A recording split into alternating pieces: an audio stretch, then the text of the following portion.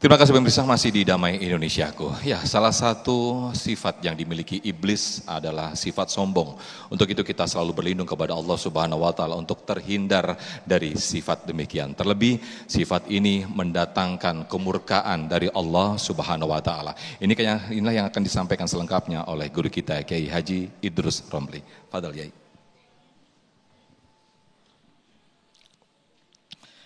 Assalamualaikum warahmatullahi wabarakatuh.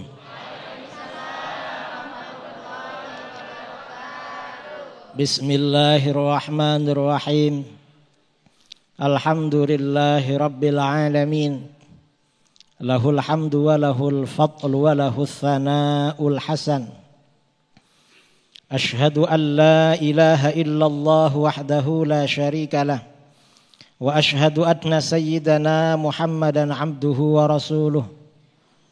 Wassalatu wassalamu ala ashrafil anbiya wal mursalin Sayyidina Muhammadin wa ala alihi wa sahbihi ajma'in. Amma ba'du. Yang kita muliakan bersama guru kita Al-Mukarram Abi Kiai Haji Amir Faisal. Kebetulan beliau itu satu daerah dengan saya, sama-sama dari Madura. Kemudian juga para pemirsa acara Damai Indonesiaku TV One di Masjid Jami At-Taqwa di Gunung Putri, Bogor.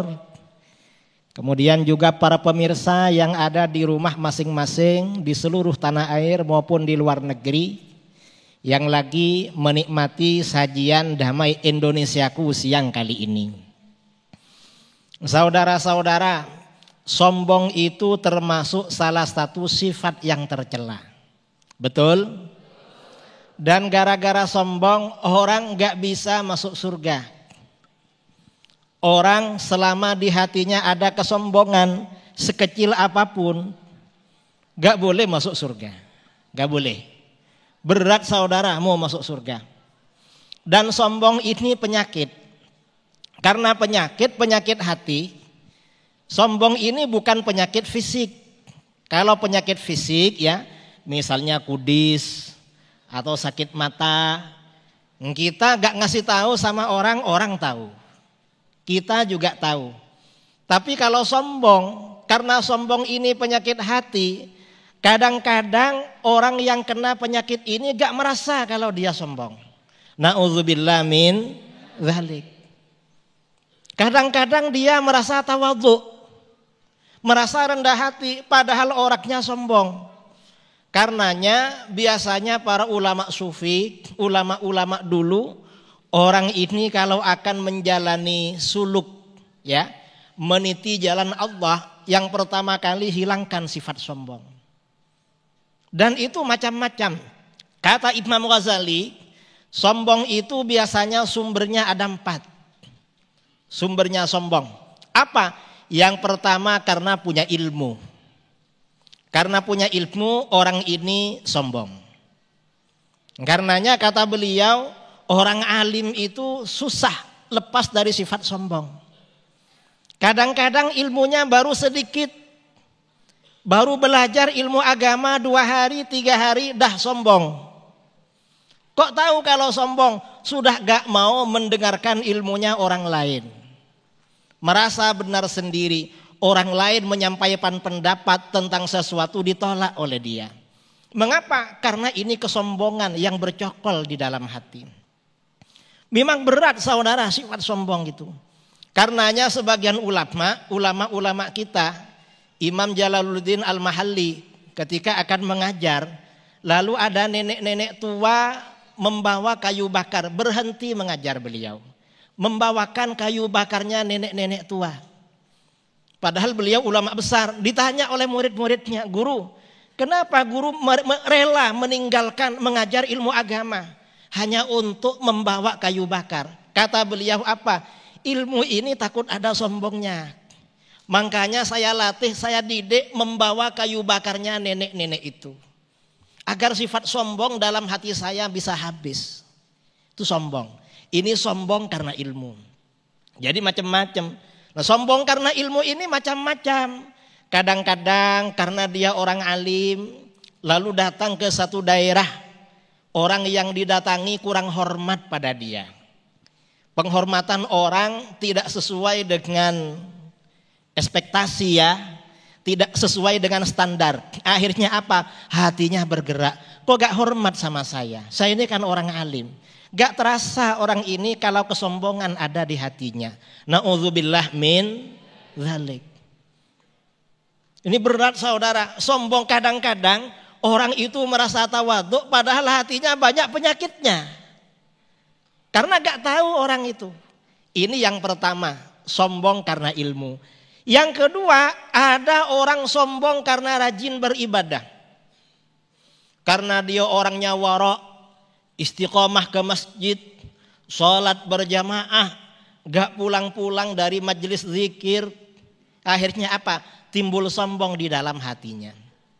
Tanda-tandanya apa? Kalau ada orang yang tidak sefrekuensi dengan dia, ibadahnya tidak serajin dia, hatinya merasa gengsi, gak mau berkawan. Ah, nakal itu, saya gak mau. Saya ini rajin beribadah, saya gak mau. Dia gengsi, dan ini namanya ibadahnya tidak bermanfaat bagi dia. Mengapa? Dia rajin beribadah, ternyata ada kesombongan di dalam hatinya. Diriwayatkan ya, di dalam kitab-kitab itu, ada orang ahli ibadah dari Bani Israel, rajin beribadah, kalau siang hari puasa, malam gak tidur. Suatu saat ada orang jahat, ada orang fasik, orang nakal ingin dekat dengan dia. Mengapa? Dia berharap barangkali saya dekat dengan orang alim, ahli ibadah, hati saya menjadi lembut karena dapat barokah beliau. Ingin dapat barokahnya. Ternyata apa? Orang yang ahli ibadah ini, ternyata orang yang ahli ibadah ini merasa gengsi. Loh, ini orang nakal, orang jahat, ngapain dekat-dekat dengan aku? Saya ini ahli ibadah. Akhirnya apa? Setelah itu, Nabi yang hidup pada masa itu mendapat wahyu dari Allah, sampaikan pada dua orang itu, si nakal dan si ahli ibadah. Mulai lagi amalnya dari sekarang. Karena yang ahli ibadah itu pahalanya dihapuskan oleh Allah, hangus pahalanya. Dan yang nakal itu diampuni dosanya oleh Allah. Mengapa diampuni? Karena tawadhu, rendah hati, mau mendekat kepada orang soleh. Artinya apa? Kadang-kadang orang soleh itu ada sifat sombong saudara. Orang yang rajin beribadah ada sifat sombong. Karenanya siapapun orang yang meniti jalan Allah itu gak bisa selamat kecuali dengan pertolongan Allah. Apakah karena alim? Gak bisa selamat karena ilmunya. Karena khawatir ilmunya menjadikannya jadi orang sombong. Orang yang ahli ibadah begitu juga gak bisa selamat. Khawatir karena ibadahnya dia menjadi orang sombong. Tapi ini jangan dibalik ya. Kalau begitu jangan rajin-rajinlah ibadah. Mengapa? Entar sombong. Ini namanya gagal paham. Mengapa? Kita ini tetap dimotivasi, dianjurkan rajin beribadah. Tetapi jaga hati kita, jangan sampai sombong. Saya kira ini ya, mudah-mudahan bermanfaat. Nanti kekurangannya dalam sesi tanya jawab. Assalamualaikum warahmatullahi wabarakatuh. Waalaikumsalam warahmatullahi wabarakatuh. Matur sekelengkong Gus. Kita juga satu daerah Gus ya, daerah Indonesia.